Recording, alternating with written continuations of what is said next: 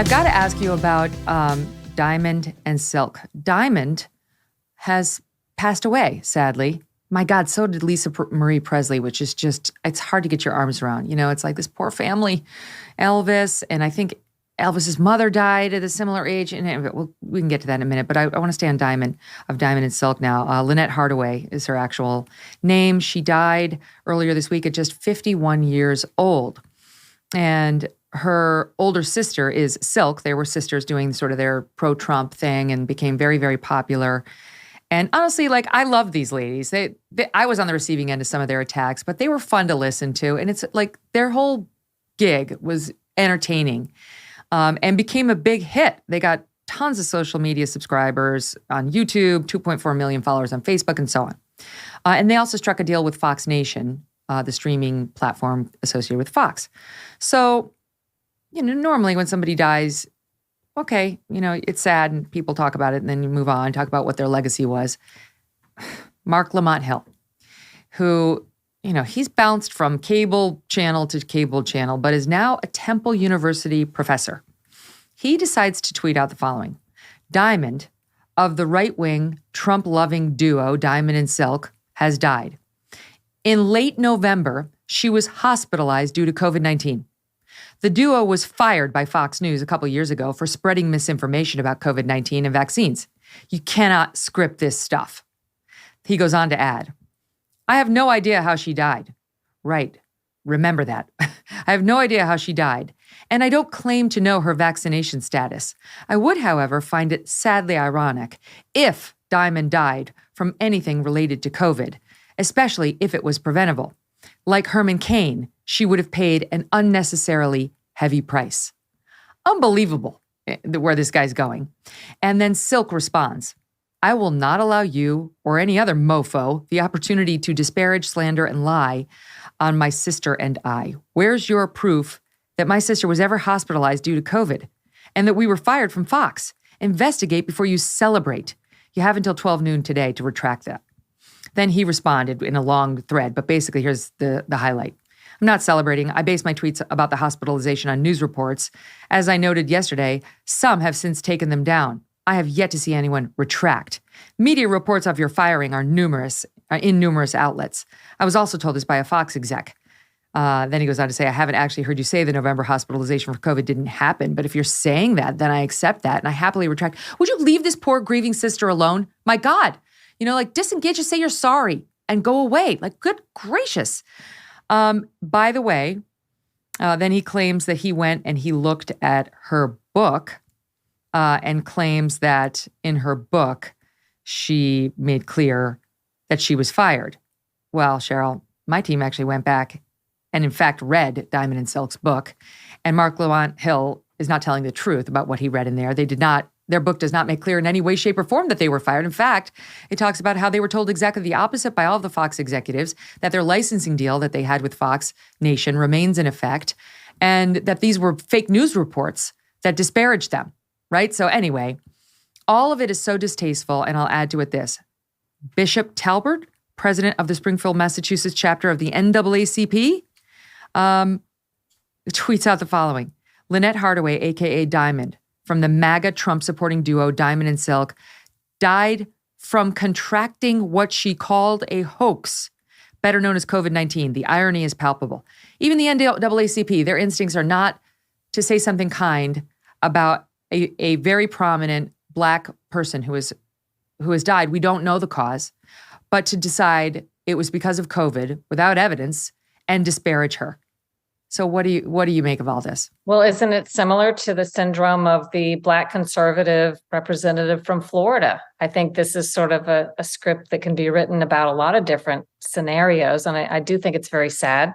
And then complicated when it comes to COVID, because as we've learned, it is deemed okay by the information minders to speculate about anything regarding someone dying of COVID, whether they did or not, whether there's evidence or not.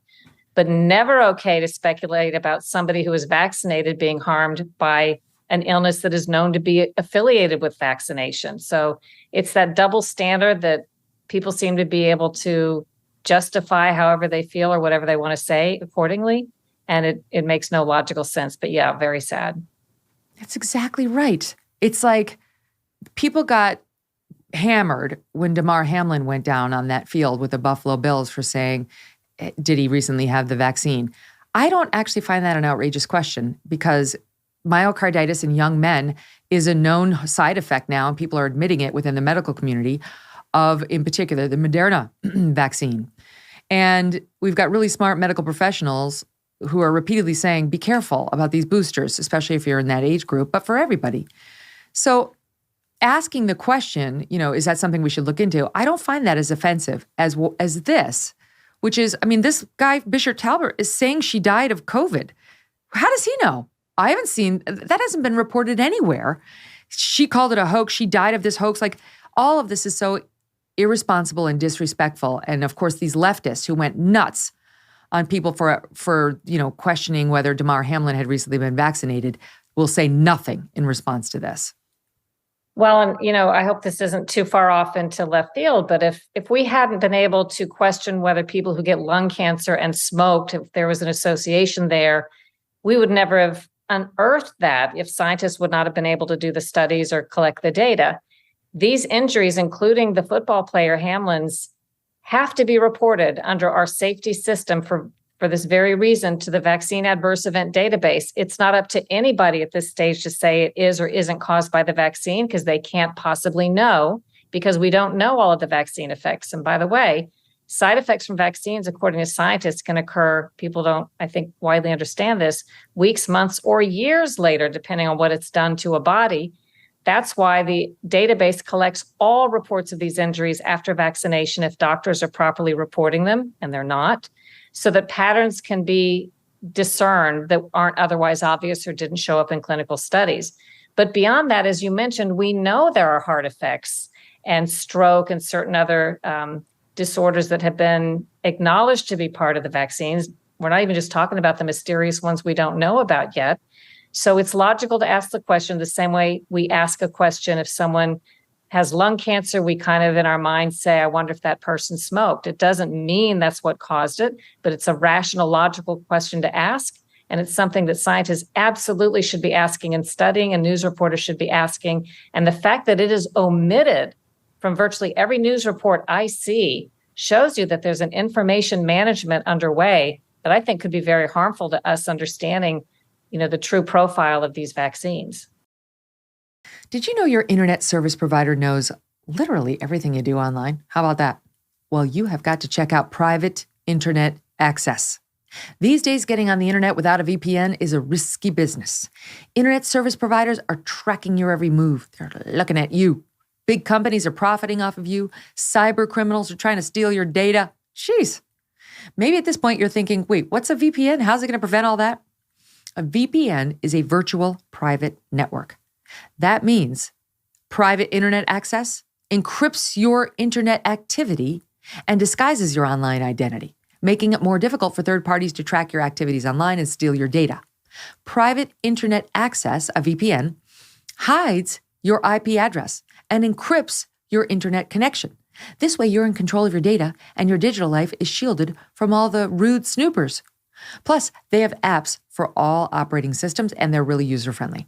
So if you want to enjoy all the benefits of private internet access, now is the time to subscribe. Go to piavpn.com/Megyn, piavpn.com/Megyn, and get an 83% discount. 83%. That's just $2.03 a month to protect yourself. And you also get 4 months extra, 4 extra months completely free. But you must go to piavpn.com/Megyn for a truly private digital life. One last time, piavpn.com/Megyn. Hey, thanks so much for watching. If you like what you just saw, hit the subscribe button for more clips and full episodes.